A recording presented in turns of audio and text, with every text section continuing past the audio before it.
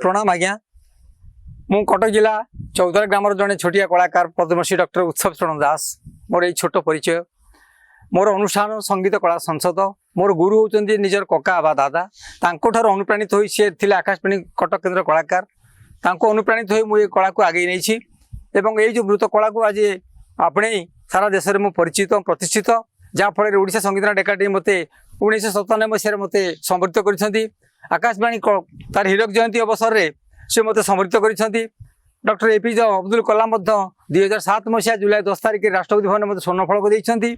2015 मसीह उत्कल संगीत विश्वविद्यालय यही सृजनात्मक कलापाई सारा ओडिशा रे मत डॉक्टरेट उपाधि देते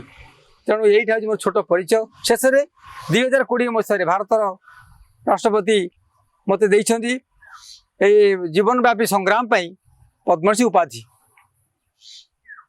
यही हूँ मोर मानस संतान हाथगढ़ा संगीत कला संसद यही मंदिर में बसिले मोर मनर भावनाटा को कागज कलम रूप दे था।